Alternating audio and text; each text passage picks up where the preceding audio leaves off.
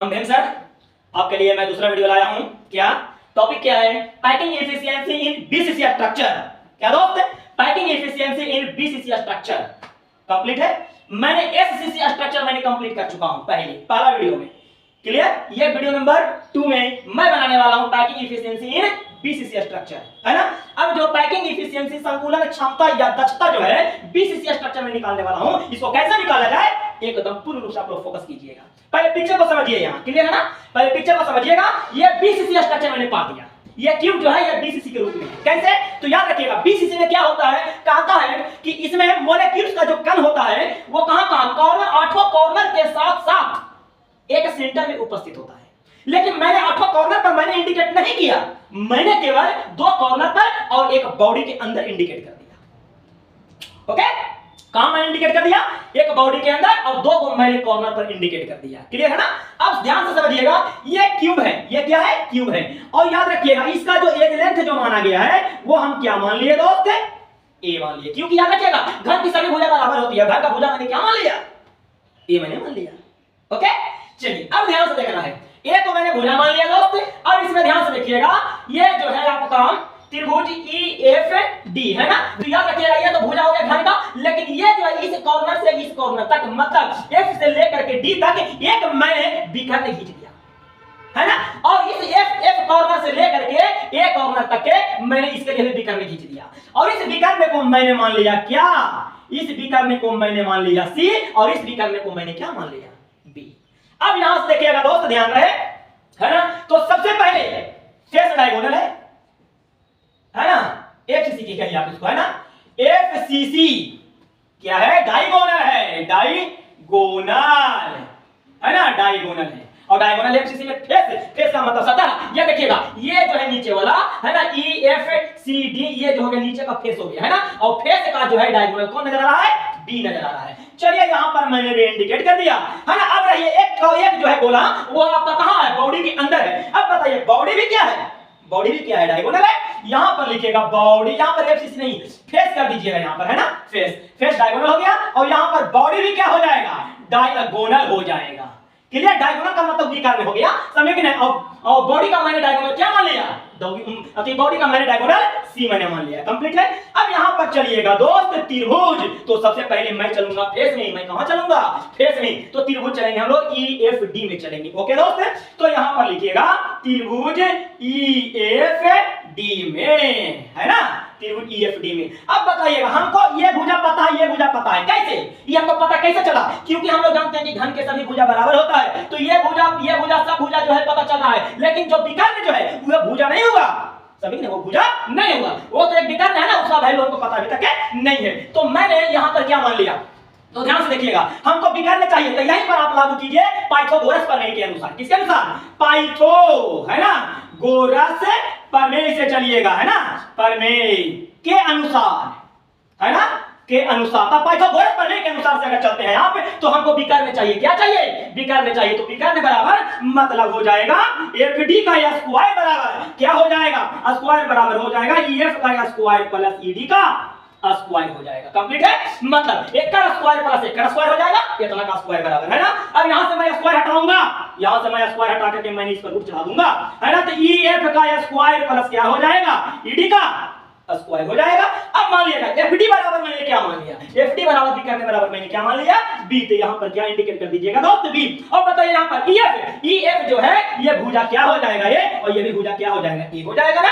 तो यहां पर स्क्वायर है तो पहले रूट चाहिएगा, a का स्क्वायर प्लस किसका स्क्वायर हो जाएगा दोस्त? a का स्क्वायर। अगर आप इसको कैलकुलेशन करते हैं तो √2 * a का क्या हो जाएगा? स्क्वायर हो जाएगा। अब यहां पर से क्या करेंगे? स्क्वायर से a पर जो स्क्वायर है ये स्क्वायर से a का रूट खत्म हो जाएगा, a जो है आउट ऑफ रूट चला जाएगा, मतलब हो जाएगा क्या? 2 * √2 क्या हो जाएगा? a। मतलब हमको b का मान पता चल गया, मतलब ये विकर्ण हमको मालूम हो गया दोस्त, है ना। मालूम हो गया कि नहीं? अब यहीं पर मैं चलूंगा दोस्त। ये ट्रायंगल तो मैंने कंप्लीट कर चुका हूं, अब मैं जो कंप्लीट करने वाला हूं इस ट्रायंगल में आऊंगा मैं, मतलब AFD में मैं प्रवेश करने वाला हूं। ओके, और इसके लिए भी याद है ये भुजा हमको पता चल गया, ये भी पता चल गया। अब हमको क्या चाहिए? विकर्ण चाहिए, मतलब विकर्ण हमको F चाहिए ना। तो ध्यान रहे, तो सबसे पहले मैं चलूंगा क्या? ट्रायंगल, है ना, AFD में मैं चलूंगा। कहां चलूंगा? AFD में मैं चलूंगा, है ना। तो AFD में यहां पर लिखिए लिखिएगा पाइथागोरस, है ना, प्रमेय के अनुसार, प्रमेय के अनुसार। ओके, चलिए पाइथागोरस प्रमेय के अनुसार से चलते हैं दोस्त। तब यहीं पर क्या चलेंगे हम लोग, कहेगा कि ए एफ का स्क्वायर बराबर, है ना, एफ डी का स्क्वायर प्लस एडी का स्क्वायर, है ना, यहां पर लिखिएगा एफ डी का स्क्वायर प्लस एडी का स्क्वायर, यहां से स्क्वायर हटाइएगा, इस पर रूट चला जाएगा, इसलिए एफ डी का स्क्वायर प्लस का हो जाएगा एडी का स्क्वायर हो जाएगा। कंप्लीट है ना। और एफ बराबर, मतलब एफ बराबर अब क्या मान चुके हैं पहले से, सी है, तो यहां पर आप क्या इंडिकेट कर दीजिएगा, सी, है ना। अब यहां से सी बराबर, तो एफ डी का आप पहले इधर मान निकाल चुके हैं, एफ डी बराबर क्या है, बी, और बी बराबर क्या हो जाएगा, है ना, रूट 2 इंटू क्या रख दिया जाए, ए रख दिया जाए, है ना। तो यहां पर क्या रखिएगा, रूट 2 इंटू ए और स्क्वायर, तो स्क्वायर कर दीजिएगा, प्लस एडी, प्लस क्या हो जाएगा, एडी, मतलब ये जो भुजा क्या हो जाएगा, यही ना होगा, तो यहां पर आप कर दीजिएगा ए का स्क्वायर कर देना है। कंप्लीट है ना। अब इसको कैलकुलेशन कीजिएगा तो रूट 3 इंटू क्या हो जाएगा दोस्त, ओके, है ना, c इक्वल टू क्या हो गया, रूट 3 इंटू ए, कैसे कैसे एक स्क्वायर करेंगे तो क्या होगा, स्क्वायर से पानी खत्म हो जाएगा ना, रूट, अब बचा क्या ये वाला ना, इसको स्क्वायर करेंगे तो रूट 2 इंटू 2 रूट 2, यानी कितना बचा 2, है ना, रूट 4, और रूट 4 का वैल्यू कितना होता है 2, है ना। अब बताइए बड़का तो रूट रखे ना जाएगा, मतलब ये जो 2 आएगा ये रूट के अंदर आ जाएगा, और इसको स्क्वायर करेंगे तो पानी खत्म, यानी 2 को ये ही है और 1 को ये ही है, तो कितना हो गया 3 हो जाएगा, है ना। चलिए अब यहां से ध्यान से देखना है, यहां पर समझना है हम लोगों को। अब यहां पर तो ये दोस्त कंप्लीट हो चुका है। अब जो हम लोग चलने वाले हैं आगे देखिएगा कि अब जो है ए एफ बराबर क्या मान लिया गया है, सी, और सी बराबर, ध्यान से देखिएगा यार, इसमें कितना गोला नजर आ रहा है, 1 2 3 को आ रहा है। तो यहां से बिंदु एफ से लेकर के यहां तक 1 रेडियस, और ये केंद्र से लेकर के यहां तक के 2 रेडियस, यहां से यहां तक के 3 रेडियस, यहां से यहां तक के 4 रेडियस। तो क्या मैं C बराबर मैं बोल सकता हूं 4r, बोल सकता हूं या नहीं, मैं बोल सकता हूं 4r, बोल सकता हूं 4r। अब यहां पर क्या किया जाए, अब यहां पर क्या किया जाए भाई, C बराबर तो हमको पता चल गया कि 4r हो गया, है ना। अब यहां पर C का मान आप क्या निकाले हैं, पहले C का मान क्या है, 3 इंटू ए है, तो आप यहां पर रखिएगा 4r, है ना, क्या रखिएगा 4r बराबर क्या रख देना है, रूट 3 इंटू ए, यहां से आप रेडियस को निकालिएगा दोस्त, तो रूट 3 इंटू ए चला जाएगा ऊपर और 4 आ जाएगा कहां, नीचे। मतलब यहां से हमको क्या पता चल गया दोस्त, रेडियस पता चल गया, क्या पता चल गया, रेडियस पता चल गया। अब यहां से जो है, अब यहां पर एक वैल्यू और निकाल, 4r, बोल सकता हूं या नहीं, मैं बोल सकता हूं 4r, बोल सकता हूं ना 4r। अब यहां पर क्या किया जाए, अब यहां पर क्या किया जाए भाई, C बराबर तो हमको पता चल गया कि 4r हो गया, है ना। अब यहां पर C का मान आप क्या निकाले हैं, पहले C का मान क्या है, रूट 3 इंटू ए है, तो आप यहां पर रखिएगा 4r, है ना, क्या रखिएगा 4r बराबर देना है रूट 3 इंटू ए, यहां से आप रेडियस को निकालिएगा दोस्त, तो रूट 3 इंटू ए चला जाएगा ऊपर और 4 आ जाएगा कहां, नीचे। मतलब यहां से हमको क्या पता चल गया दोस्त, रेडियस पता चल गया, क्या पता चल गया, रेडियस पता चल गया। अब यहां से जो है, अब यहां पर एक वैल्यू और निकाल सकते हैं आप, है नहीं, यहां पर जो है एक वैल्यू आप और निकाल सकते हैं, वो वैल्यू जो है आपका दोस्त, है ना, वो वैल्यू जो है यहां पर क्या कीजिएगा, तो ध्यान से सुनिएगा, यहां पर लिख सकते हैं रूट 3 का जो मान होता है 1.732 होता है, क्या होता है 1.732, है ना। तो यहां पर r बराबर एक काम और कीजिएगा, है ना, रूट का मान इतना रख दीजिए 1.732 और इंटू क्या हो जाएगा, a और बटा में क्या हो जाएगा 4। अगर आप इतना को इतना से अगर भागा देते हैं तो 0.433 a हो जाएगा।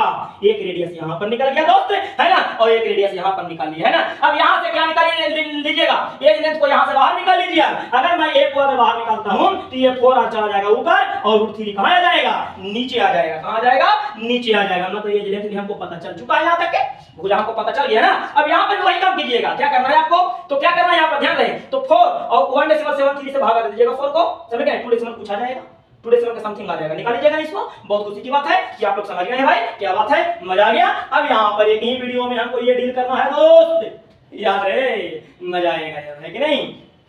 चलिए यहां तक के तो हो गया मेरा, ये तो मेरा कंप्लीट हो गया। अब क्या चलेगा भाई, दोनों मैंने विकर्ण निकाल चुका हूं, है ना। अब ध्यान से समझिएगा कि बताइए ये कैसा स्ट्रक्चर है, तो बीसीसी कैसा है, बीसीसी है। और बीसीसी में क्या होता है, तो सबसे पहले बीसीसी में कणों की संख्या कितनी होती है, 2 होती है ना। ये स्ट्रक्चर क्या है, बीसीसी, और बीसीसी में कणों की संख्या 2 होती है। कैसे, तो आप पढ़े होंगे बीसीसी स्ट्रक्चर में कणों की संख्या, क्या बोलिएगा, कणों की संख्या, तो कणों की संख्या बराबर क्या होता है, तो 8 गुने 1/8 प्लस 1/2 गुने कितना, 1/2 गुने कितना कितना हो जाएगा इसका भाई 2 ही होगा ना। इसका 2 एगो कहाँ होता है वो सेंटर में होता है, प्लस कितना हो जाएगा 1। तो ये कटेगा तो कितना आ जाएगा भाई 1 + 1 बराबर कितना 2। यानी बीसीसी में कणों की संख्या कितनी होती है 2। अब बताइए बीसीसी में कणों की संख्या होती है 2। अब मैंने पहला वाला वीडियो पढ़ा चुका हूं है ना कि कण जो होता है गोले के वो समान होता है। तो अब बताइए एक गोले का अगर हम आयतन निकालते हैं तो 4/3 पाई आर क्यूब होता है। तो 2 गोले का आयतन कितना होगा, तो गोले के आयतन में मैं कितना से मल्टीप्लाई कर दूंगा 2 से, इसलिए लिखिएगा 2 गोले का आयतन, 2 गोले का आयतन बराबर कितना हो जाएगा 2 × 4/3 पाई आर क्या हो जाएगा क्यू हो जाएगा। आप इसको कैलकुलेशन कीजिएगा तो 8 पाई आर के पावर क्यू बटा में कितना हो जाएगा 3 हो जाएगा ना। चलिए अब यहां पर निकालिएगा घन का आयतन, क्या निकालना है घन का आयतन है ना। तो घन का आयतन बराबर आप पहले पढ़ चुके हैं क्या होता है भुजा क्यू। अब बताइए घन का भुजा आप क्या निकाले हैं 4r/√3 निकाले है ना। तो यहां पर रख सकते हैं 4r/√3 के पावर क्या हो जाएगा क्यू, 4 चको 16 चको 64 क्या हो जाएगा r के पावर क्यू और ये हो जाएगा 3√3 हो जाएगा। कंप्लीट है यहां तक के। चलिए अब यहां तक के दोस्त अगर आप लोग का कंप्लीट है तो यहां से अब निकालूंगा मैं पैकिंग एफिशिएंसी है ना। तो ध्यान देना है पैकिंग एफिशिएंसी इक्वल टू क्या कहता है फॉर्मूला। तो सीधी सी बात है कुल गोले का आयतन बटा कुल गोले का आयतन बटा घन का आयतन इनटू परसेंटेज करिए 100 मतलब है काटा के एकदम है ना। यहां पर लिखना है 2 गोले का आयतन गोले का आयतन बटा में क्या हो जाएगा घन का आयतन, क्या बोलिएगा घन का आयतन और परसेंटेज के लिए क्या लग जाएगा दोस्त 100 हो जाएगा। और 2 गोले का आयतन कितना निकाले हैं 8/3 पाई आर क्यू और बटा में घन का आयतन क्या निकाले हैं यहाँ पे 64 है ना r के पावर क्यू और 3 कितना हो जाएगा नीचे 3 हो जाएगा। कंप्लीट है ना। अब यहां से आप इसको कैलकुलेशन कीजिएगा दोस्त तो क्या हो जाएगा 8 है ना 8/3 हो जाएगा और बटा क्या हो जाएगा 3 और यहाँ पर हो जाएगा पाई आर के पावर क्यू और गुना में क्या हो जाएगा 3√3 और बटा में कितना हो जाएगा 64 है ना। आर के पावर क्या हो जाएगा क्यू और परसेंटेज के लिए 100 छोड़ना नहीं है ना। आर के पावर क्यू से आर के पावर क्यू कहानी खत्म हो गया, 3 से 3 कहानी खत्म, 8 कितना हो गया 64 हो गया है ना। 25 चको कितना हो गया 100, 2 चको कितना हो गया 8। कंप्लीट है। अगर ये दोस्त अगर यहाँ पर कंप्लीट है तो ऊपर में क्या बचा 25√3 गुने पाई है ना। तो लिखिएगा क्या और यहां पर लिखिएगा 25 सॉरी भाई यहां पर क्या लिखना है यहां पर लिखना है 25 गुने पाई और गुने क्या हो जाएगा भाई √3 और बटा में कितना हो जाएगा नीचे कितना हो जाएगा 2 हो जाएगा है ना। और यहां पर रख दीजिएगा बढ़िया रहेगा पाई का मान रख दीजिए आप डायरेक्ट 22 बटा कितना 7 नीचे रख देना है, रखा गया। चलिए अब यहाँ पर क्या करना है इतना को गुना कीजिएगा इतना से और √3 का मैंने मान यहाँ पर इंडिकेट कर चुका हूं। तो यहाँ पर क्या कीजिएगा 25 गुने हो जाएगा 22 गुने 1.732 हो जाएगा है ना। और बटा में कितना हो जाएगा 7 दूनी को 14। अब यहाँ पर कैलकुलेशन कीजिएगा भाई। तो कैलकुलेशन करके आप लोग बताइए कैलकुलेशन जब अगर कीजिएगा तो 68% आएगा। कितना परसेंट आ जाएगा 68%। मतलब पैकिंग एफिशिएंसी जो निकल गया वो 68% निकल गया। अब हमको वॉइड चाहिए, क्या चाहिए वॉइड, कहने का मतलब खाली स्थान चाहिए, एम्प्टी स्पेस चाहिए। तो क्या होगा तो वॉइड इक्वल टू क्या बोलिएगा वॉइड इक्वल टू परसेंटेज अपने आप में होता है 100 - 68 कर दीजिएगा है ना। तो कितना हो जाएगा ये हो जाएगा कितना 32% आ जाएगा वॉइड आपका। इसके साथ जो है आपका है ना पैकिंग एफिशिएंसी इन बीसीसी स्ट्रक्चर को मैंने कंप्लीट कर चुका हूं है कि नहीं। आगे चल करके बहुत सारा इस्तेमाल होने वाला याद है बीसीसी का हो चाहे एफसीसी का हो चाहे तो एससीसी का हो, तीनों का रेडियस हो है ना डायमीटर हो रेडियस हो और एज लेंथ हो, ये एकदम दिमाग में एकदम रख लीजिएगा क्योंकि न्यूमेरिकल में बहुत खतरनाक ये सब यूज होने वाला है क्योंकि अभी डेरिवेशन चल रहा है। इसका डेरिवेशन के बाद जो है यहाँ पर न्यूमेरिकल चलेगा। ओके दोस्त थैंक यू।